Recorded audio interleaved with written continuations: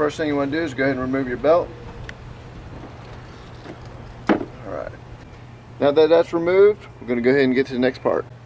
Alright, next part, block up the car, jack it up, get the wheel off.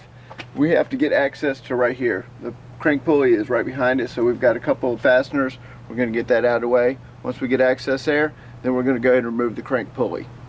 Now once you get the cover removed, what you're going to do is, I used an impact, so this is actually just loose. I just pretty much turned it to show you something. If you don't have an impact that's strong enough, what you want to do is have these two holes on the bottom, and you're going to have to get a piece of like angle iron, drill 2 holes, and put 2 3-inch by 1/4 by 28 thread count bolts that will go in there. I'm going to show you the way they did this. It looks like you can't get your harmonic balancer off there, but you can. They actually hid the bolt holes way down in there, so it's kind of hidden. But if you take a piece of angle iron, put 2 holes in it, put your bolts in there, it actually helps hold it on the frame right here, so you can get your ratchet up underneath and get it broke free. Now I have an impact, so let's go ahead and get the bolt back off there. Now, I used my snap-on impact and got it off pretty easy, so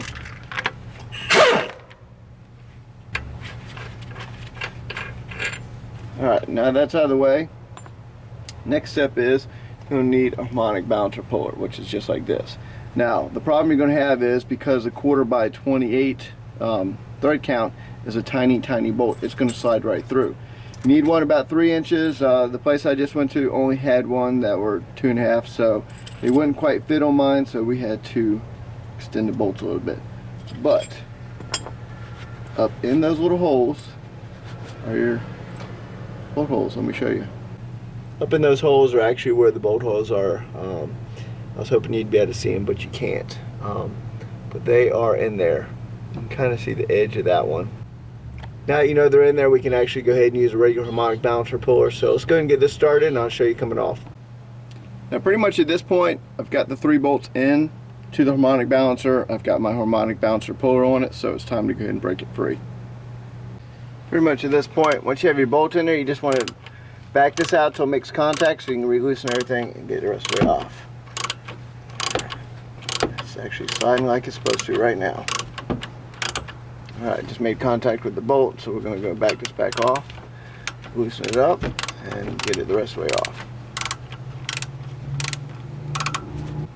Alright, once you get there, pretty much pull your harmonics. It's pretty much loose now, so you can go ahead and take the tool off and get it the rest of the way out of there. Alright, pretty much at this point, it's out. So we're going to slide the rest of the way off and get out. Now, this is what you're seeing.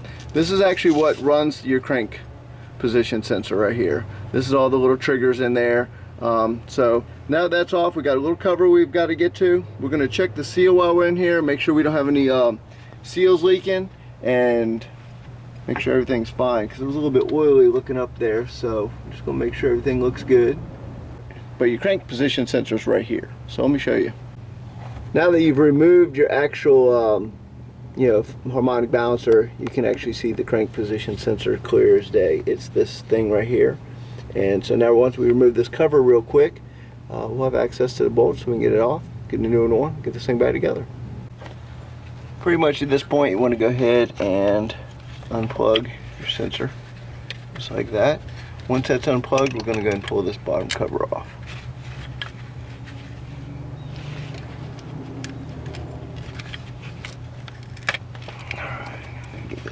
Out of the way.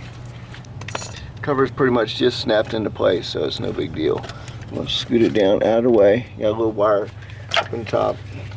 Get it out of the way. And look at that. You got 2 bolts, and we can change this bad boy. Alright, pretty much you got 2 13mm bolts. We're going to get them broke free.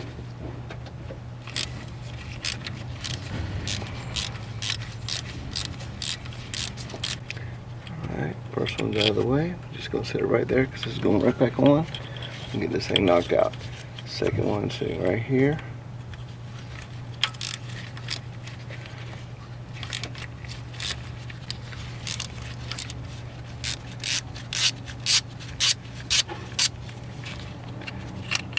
Alright, now that that's out of the way, I'm just going to slide this out.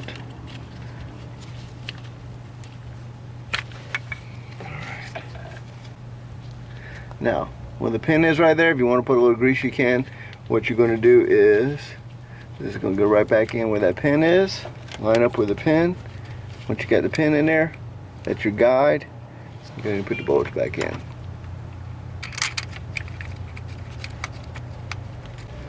That one right there. This one up top.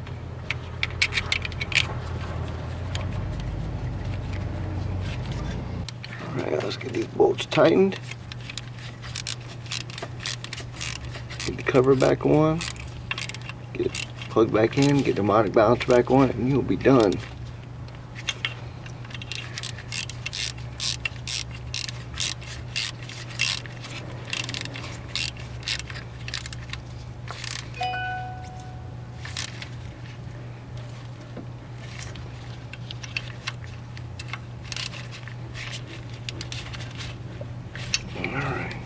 Now, like I told you before, this is the time to check your crank seals while you're in here.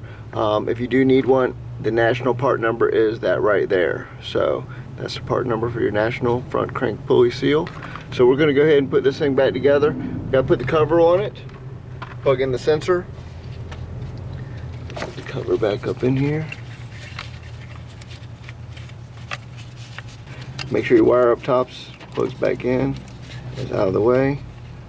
Not squishing nothing. Make sure your plug's out of the way too.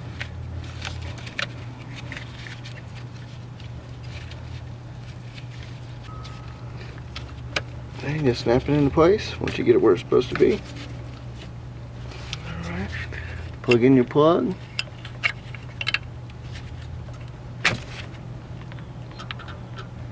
Make sure it's completely plugged in and good.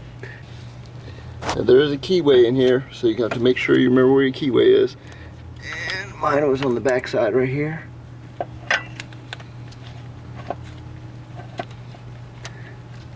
Alright. Now once you get to where your keyway is, pretty much we're going to put a bolt back in and start tightening this thing back up. Now you can use an impact. I'm going to go ahead and grab the impact, get this back on.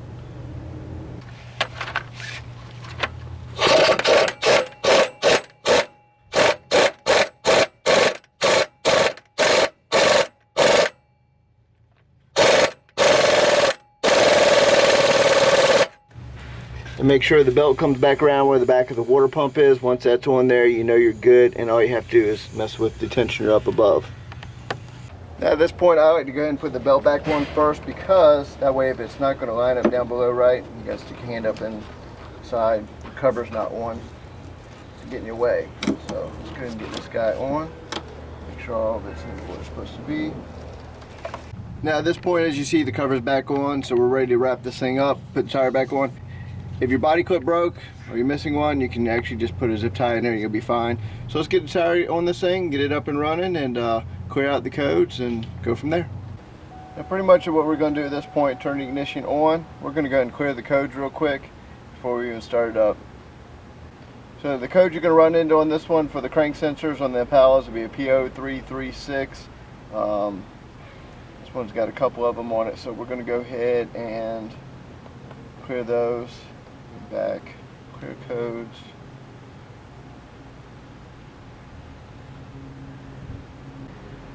Alright, 0 codes remaining.